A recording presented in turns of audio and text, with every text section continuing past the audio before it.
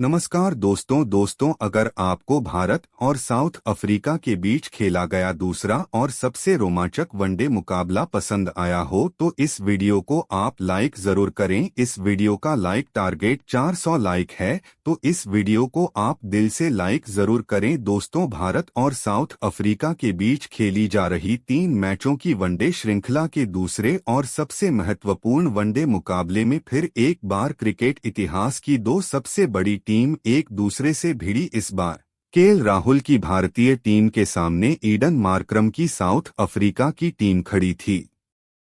इस रोंगटे खड़े कर देने वाले महामुकाबले में साउथ अफ्रीका के कप्तान ईडन मार्करम ने टॉस जीता और पहले गेंदबाजी का फैसला लिया और भारतीय टीम को पहले बल्लेबाजी के लिए आमंत्रित किया। उसके बाद रनों की बारिश करने के इरादे से भारतीय टीम के 2 बेहतरीन फॉर्म में चल रहे ओपनर बल्लेबाज मैदान में उतरे। ऋतुराज गायकवाड़ और साइन सुदर्शन के कंधों पर इस महामुकाबले में अपनी टीम को एक शानदार ओपनिंग शुरुआत दिलाने की बहुत ही बड़ी जिम्मेदारी और ऋतुराज गायकवाड़ ने इस पारी की पहली ही गेंद पर एक गजब का चौका लगा दिया, लेकिन उसकी अगली ही गेंद पर नांद्रा बर्गर में ऋतुराज गायकवाड़ को एलबीडब्ल्यू आउट कर दिया। ऋतुराज गायकवाड़ 2 गेंद में सिर्फ 4 रन बनाकर आउट हो गए। ऋतुराज गायकवाड़ के जल्दी आउट हो जाने के बाद अब भारतीय टीम की तरफ से तिलक वर्मा बल्लेबाजी के लिए मैदान में उतरे और फिर तिलक वर्मा ने साइन सुदर्शन के साथ मिलकर भारतीय पारी को संभालने की पूरी कोशिश करी और दोनों के बीच एक महत्वपूर्ण साझेदारी बननी भी शुरू हो गई थी,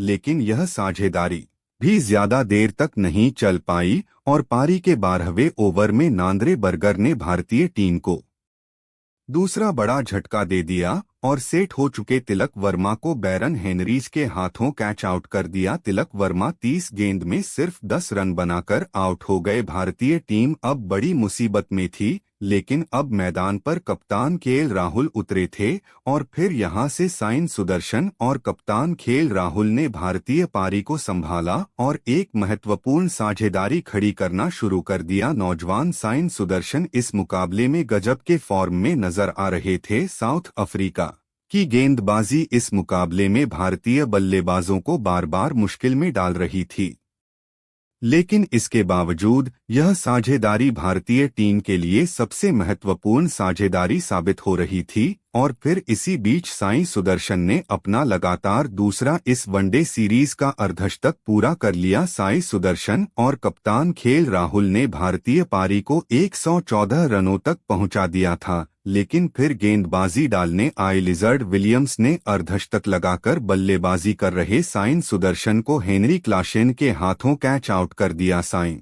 सुदर्शन 83 गेंद में 62 रनों की शानदार पारी खेलकर आउट हो गए, तो वही साइन सुदर्शन के बाद बल्लेबाजी करने आए संजू सैमसन से सभी को बहुत ही ज्यादा उम्मीदें थी, लेकिन इसके बावजूद संजू सैमसन को भी बैरन हेंड्रिक्स में क्लीन बोल्ड कर दिया। संजू सैमसन 23 गेंद में सिर्फ 12 रन बनाकर आउट हो गए। इस मैदान पर साउथ अफ्रीका की गेंदबाजी गजब के फॉर्म में नजर आ रही थी, जिस वजह से भारतीय बल्लेबाजी को बहुत ही ज्यादा मुसीबत का सामना करना पड़ रहा था। लेकिन एक छोर से कप्तान केएल राहुल का बल्ला चल रहा था और फिर विकेट गिरने के बाद इस मुकाबले में डेब्यू कर रहे रिंकू सिंह मैदान में उतरे और फिर रिंकू सिंह के साथ मिलकर केएल राहुल ने अपना अर्धशतक पूरा कर लिया। लेकिन कप्तान केएल राहुल को भी अर्धशतक पूरा करने के तुरंत ही बाद नांद्रे बर्गर ने डेविड मिलर के हाथों कैच आउट कर दिया। केएल राहुल 64 गेंद में 56 रनों की शानदार पारी खेलकर आउट हो गए, तो वही उसकी अगली ही ओवर में रिंकू सिंह को भी केशव महाराज ने हेनरी क्लासेन के हाथों स्टंप आउट कर दिया। रिंकू सिंह 14 गेंद में 17 रन बनाकर आउट हो गए। अब भारतीय टीम का 200 का आंकड़ा पार करना भी मुश्किल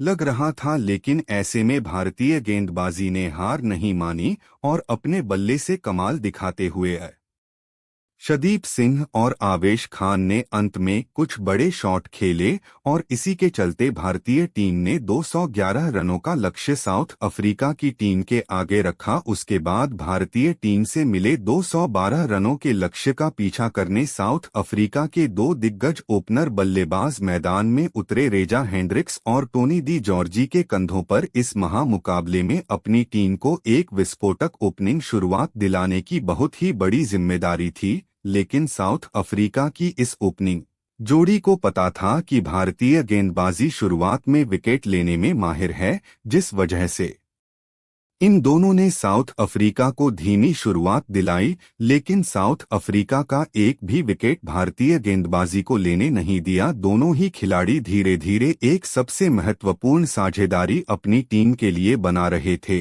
जिस वजह से अब भारतीय गेंदबाजी शुरुआत में विकेट नहीं ले पा रही थी। भारतीय टीम को अगर इस लॉस स्कोरिंग मुकाबला में जीत की थोड़ी भी उम्मीद बढ़ानी थी तो साउथ अफ्रीका की इस ओपनिंग जोड़ी को जल्द से जल्द भारतीय गेंदबाजी द्वारा आउट करना जरूरी था, लेकिन ऐसा नहीं हो रहा था। कप्तान केएल राहुल की परेशानियां लगातार बढ़ रही थी। कोई भी भारतीय टीम का गेंदबाज साउथ अफ्रीका की इस जोड़ी को तोड़ ही नहीं पा रहा था, तो वही जब भी विकेट का मौका बन रहा था तब खराब नसीब के चलते भारतीय टीम को वह विकेट नहीं मिल रहा था और फिर देखते ही देखते दोनों की अर्धशतकीय साझेदारी पूरी हो गई। साउथ अफ्रीका की टीम के लिए टोनी डी जॉर्जी लाजवाब फॉर्म में बल्लेबाजी कर रहे थे और भारतीय गेंदबाजों को सेट होने का कोई भी मौका नहीं दे रहे थे। साउथ अफ्रीका की इस ओपनिंग जोड़ी ने भारतीय टीम को पूरी तरह बैकफुट पर धकेल दिया था और फिर टोनी डी जॉर्जी ने पारी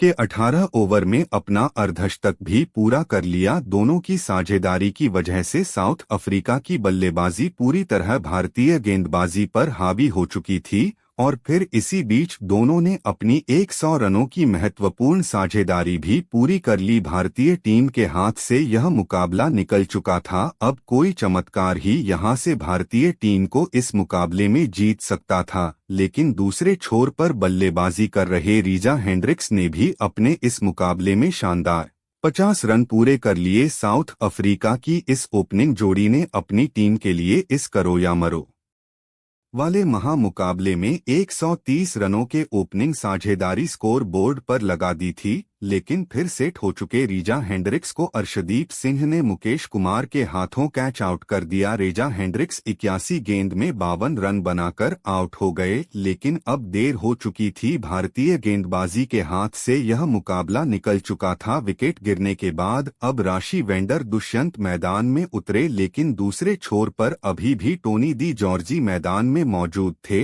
और वह अब तेजी से अपनी शतक की तरफ आगे बढ़ चुके थे और फिर गजब के फॉर्म में नजर आ रहे टोनी डी जॉर्जी ने इस मुकाबले का और अपने अंतर्राष्ट्रीय करियर का पहला ऐतिहासिक शतक भारतीय टीम के खिलाफ पूरा कर लिया, लेकिन उनके साथ ही खिलाड़ी राशि वेंडर दुष्यंत को रिंकू सिंह ने अपने डेब्यू पर संजू सैमसन के हाथों कैच आउट करके भारतीय दर्शकों को खुश होने का थोड़ा मौका दिया। राशि वेंडर हुसैन 51 गेंद में 36 रन बनाकर आउट हो गए, लेकिन शतक लगाने वाले टोनी डी जॉर्जी ने एक गजब का छक्का लगाते हुए साउथ अफ्रीका की टीम को 8 विकेट की बड़ी जीत दिला दी। दोस्तों, इस दूसरे वनडे मुकाबले में भारतीय टीम के लिए सब कुछ गलत ही हो रहा था। ना ही भारतीय टीम की बल्लेबाजी चली और ना ही भारतीय टीम की गेंदबाजी में कोई अपनापन देखने को मिला। लेकिन दोस्तों, अब आपको क्या लगता है, क्या इस 3 मैचों की वनडे श्रृंखला के आखिरी और निर्णायक वनडे मुकाबले में भारतीय टीम में कोई बड़ा बदलाव किया जाना चाहिए या फिर नहीं? आप अपनी राय नीचे कमेंट में देना बिल्कुल भी ना भूले। धन्यवाद।